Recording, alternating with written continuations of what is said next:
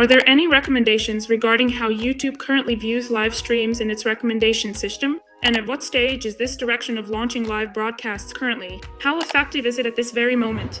How profitable is it financially? All right, then we need to start with the algorithms themselves. Let me add to the question you asked. What we're seeing is that if clients have been with us for a while, they tend to launch, especially if it's entertainment, music, or kids content. Basically anything related to entertainment on average. They run from 4 to 8 live streams simultaneously.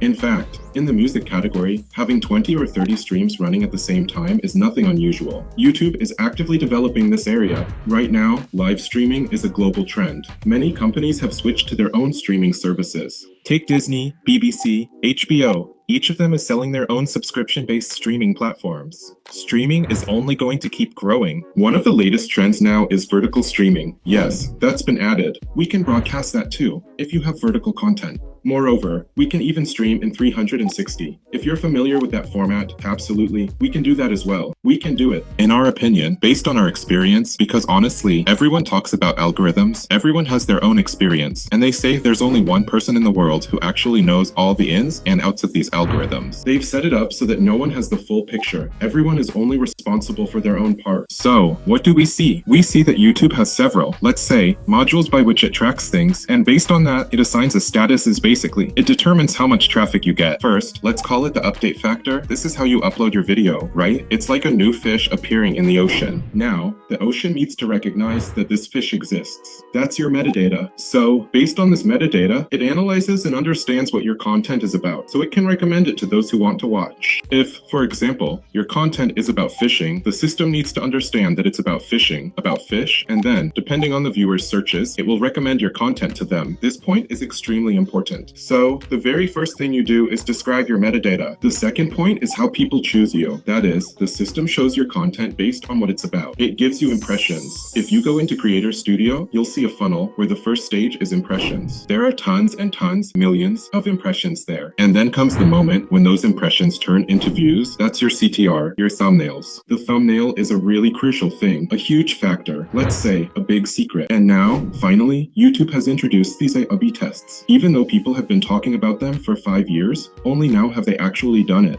This determines how many out of those millions of impressions will actually come to you. For example, on my kids' channels, the average thumbnail CTR is 14%. Usually, it's around 7 or 8. And even that, anything above 10 is already considered a pretty high CTR. Of course, in different niches, the percentage varies. So, it's not a universal benchmark, but that's how it is here. The thumbnail plays a huge role. Basically, after people, you get recommended because of your thumbnail. People choose you, so to speak. Most people actually react to the thumbnail first, and only then to the text you write. That's how you get views. People click on your content, and then comes the interaction with your content. Interaction includes everything related to likes, dislikes, comments, and so on. But the most important thing is viewer retention. And it's not about 4K or cinematic stuff. Just look, a lot of what I'd call low-quality content, in my subjective opinion, gets the most views because people actually watch it and the retention is high. So, there are audiences who watch this. Meaning, for me it's a no, but for most of those people, it's a yes. And the algorithm relies solely on that. Then comes all the other interaction, comments, and all that stuff. It sparks emotions. Even if they're negative, it still sparks emotions. And that's better than nothing.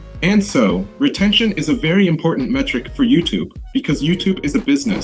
It has its own metrics, which are constantly growing. And among all platforms today, YouTube ranks first in terms of profit. It's growing rapidly, really, incredibly fast, because right now, it's the best tool available for content recommenders. Sure, TikTok is breaking in and taking a big bite, but overall, YouTube is still the leader. What does retention give you? Retention shows how much advertising you can display and what its price will be. The higher your retention, the higher your ad RPM will be, because YouTube runs an auction and places the most expensive ads there. Because the longer a viewer watches, the more likely they are to actually interact with the ad, and the greater the chance they'll click through. Live streams currently have the highest retention rate among all formats in most categories. In about 90% of cases, live streams deliver the greatest retention factor. That is, YouTube understands this, and it promotes live streams as much as possible. It also gives the highest RPM. If we compare, I prepared some case studies for this. We'll take a look.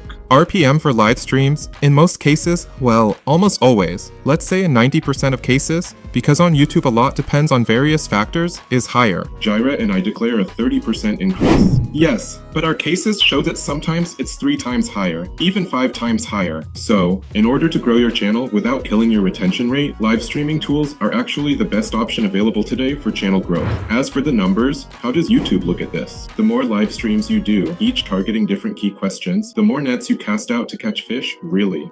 You'll have a wider reach. People come to you through live streams, and then they decide what your channel is about, whether they'll watch your videos, whether they'll keep exploring, or even subscribe. Next, people make a decision about the content you provide. So, the live stream itself isn't a magic pill. It simply gives you the chance to attract an audience. After that, it's up to the audience to decide whether they'll watch what you're offering or not.